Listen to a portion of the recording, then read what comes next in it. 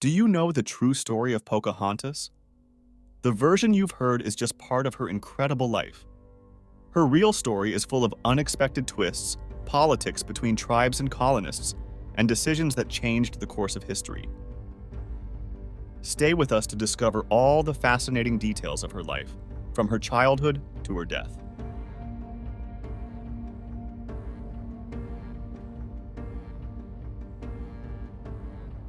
Pocahontas was born around 1596 in what is now Virginia, under the name Matawaka. Her nickname Pocahontas, meaning the playful one, was the name she would carry throughout her life. She was the favorite daughter of Wahunsenakau, known as Chief Powhatan, who ruled over a vast confederation of Native American tribes in the region. This confederation included over 30 tribes living under his leadership. The Powhatan Confederation was a powerful force in the region, and alliances between tribes were key to maintaining stability. As the daughter of one of the most important leaders, Pocahontas grew up surrounded by politics, negotiation, and diplomacy. She witnessed how her father dealt with both allied and enemy tribes, and soon learned that her position as the chief's daughter gave her an important role in these relationships. In Powhatan society, women held fundamental roles, not only in domestic life, but also in politics and religion. Women could be spiritual leaders and participated in important tribal decisions. Although Pocahontas was young, her proximity to decision-making and her status as the favorite daughter gave her significant influence within her tribe. Everything changed in 1607 when the English arrived in the region and founded the Jamestown colony on the banks of the James River. The colonists, led by John Smith, found themselves in a hostile and unfamiliar environment. They struggled to survive, facing food shortages and disease. For them, establishing relationships with the Powhatan people was crucial, and Pocahontas would soon play a key role in these encounters. At first, interactions between the Powhatan and the English were marked by distrust. The colonists desperately needed food, and the Powhatans were torn between helping them or viewing them as a threat. In this context, Pocahontas emerged as a mediator. She is said to have been one of the first Native Americans to interact with the colonists, which gave her a unique perspective. One of the most famous episodes of Pocahontas's life is the supposed rescue of John Smith. According to Smith, he was captured by the Powhatans and brought before their leader, Chief Powhatan. Just as he was about to be executed, Pocahontas intervened to save his life. But this rescue story has been widely debated by historians.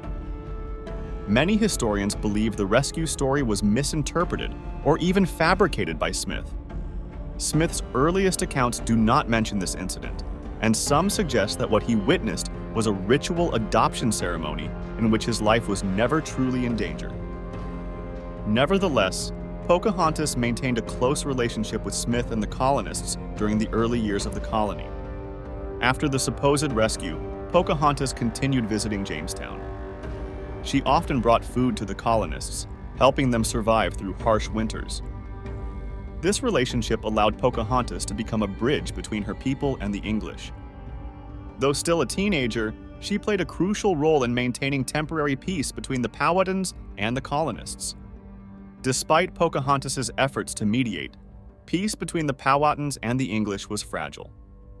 The colonists continued expanding their territories and demanding more resources, which led to tensions.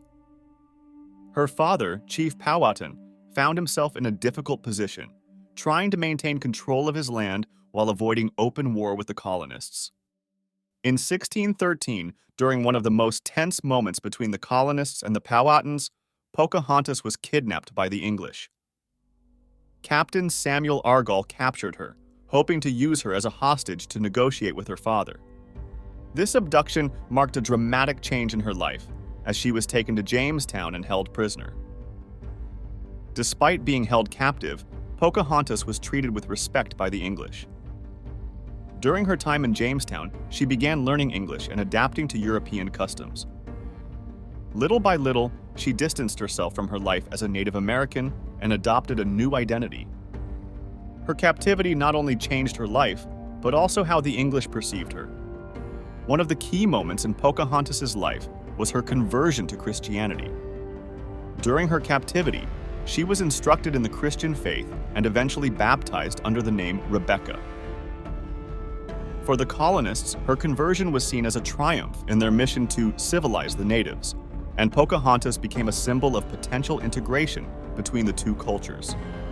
During her captivity, Pocahontas met John Rolfe, a colonist who had come to Virginia with the hope of cultivating tobacco. Rolfe was a deeply religious man, and his relationship with Pocahontas began as an effort to save her Christian soul. However, a deeper relationship soon developed, culminating in marriage. In 1614, Pocahontas and John Rolfe were married. This marriage was an important event, as it helped seal a temporary truce between the colonists and the Powhatans. For several years, the Peace of Pocahontas allowed both cultures to coexist without major conflicts. This marriage not only united two people, but also symbolized the union of two very different worlds. A year after their marriage, Pocahontas gave birth to their son, Thomas Rolfe. The birth of her son was significant for both the colonists and the Powhatans. Thomas, born to a Native American mother and an English father, represented the hope of a new generation that might live in peace. However, tensions between the two cultures remained. In 1616, Pocahontas, John Rolfe, and their son traveled to England. The Virginia Company, which financed the Jamestown colony, used this trip as an opportunity to showcase Pocahontas as an example of the success of colonization. She was presented as an Indian princess, drawing the attention of English high society.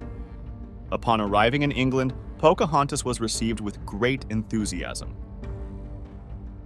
She was introduced at the court of King James I and Queen Anne and became a social sensation. People were fascinated by the story of a Native American who had been civilized by the English. Her presence in England was used to promote the colonization of America and attract more investment for Jamestown. During her stay in England, Pocahontas was reunited with John Smith. This meeting was unexpected and reportedly tense. Pocahontas had believed Smith was dead, and upon seeing him in England, she confronted him. Although their relationship had been key in the early years of Jamestown, the emotions between them seemed to have changed. After several months in England, Pocahontas's health began to deteriorate. Historians believe she contracted a European disease, possibly smallpox or pneumonia, for which her body had no immunity. Her condition worsened rapidly, and although doctors attempted to treat her, her health continued to decline. In March 1617, at the young age of 21, Pocahontas died in Gravesend, England. Her death was a tragedy for both her family and the colonists. She was buried in St. George's Church in Gravesend, where her tomb became a symbol of her life. Her death also marked the end of an era of relative peace between the Powhatans and the English. After Pocahontas's death, tensions between the colonists and the Powhatans resurfaced. The peace that her marriage had helped establish began to crumble, and violence erupted once again. Without Pocahontas as a mediating figure, the two worlds she had tried to unite began to drift apart once more.